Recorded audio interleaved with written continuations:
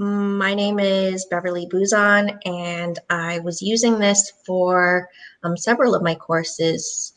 I used it for first year biology.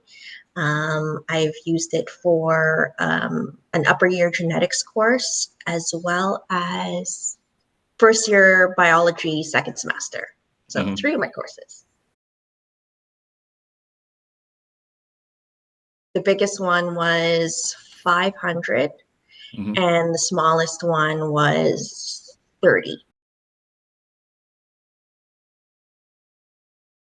For me, one of the big problems is trying to get a even group for students. I've done a lot of group work before, or have assigned group work, and the problem is that when the groups are unevenly distributed, or there's poor group coherence, that the group in general tends to do unwell.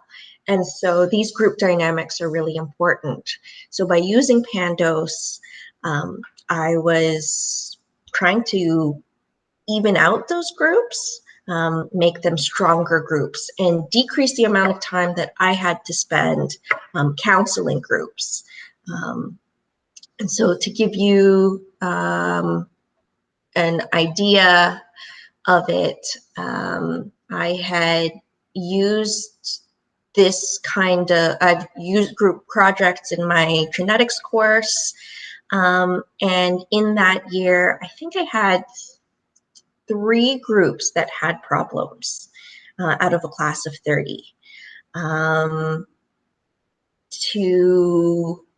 I had, I think, 4 groups out of a class of 500 now using Pandos. And so that was I think it was less than that. Personally, I only had two groups out of the 500 that came to me having problems. So I thought it was pretty good. One of the awesome parts about Pandos is that there's group evaluations.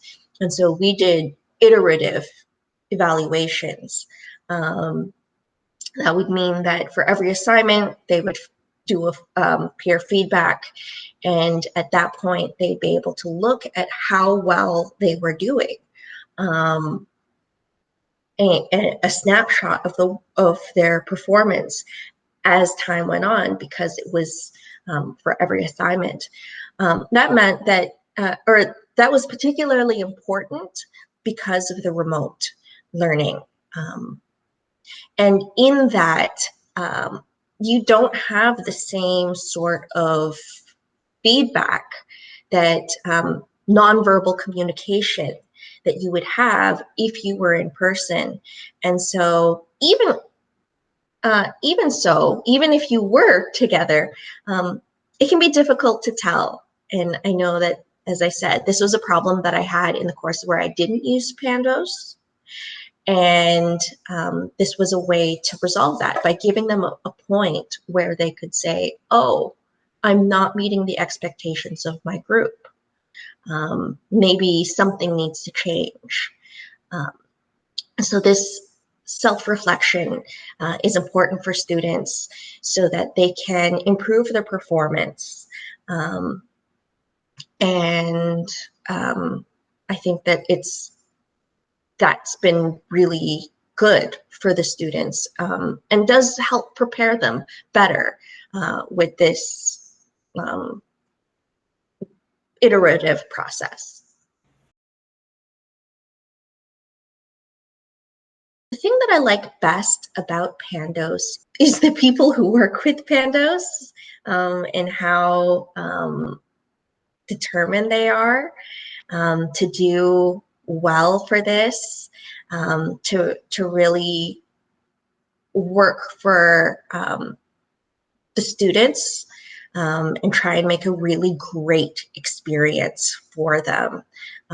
Yeah, I admire their determination, and they've really made this a positive experience, not just for the students, but also for for me.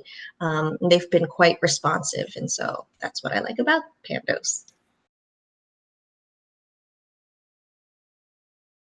So with Pandos, the only part that I was having a hard time with was the integration between D2L, D2L Brightspace, as well as Pandos. And so what it meant was that I would have to have students submit in two different places. If they submitted online or through D2L, it would count for their assignment. But if they submitted through Pandos, it allowed for feedback to be, or the assignment to be seen by all members. And so by having, it led to some confusion because students had to submit through both and they didn't know, and all of those things.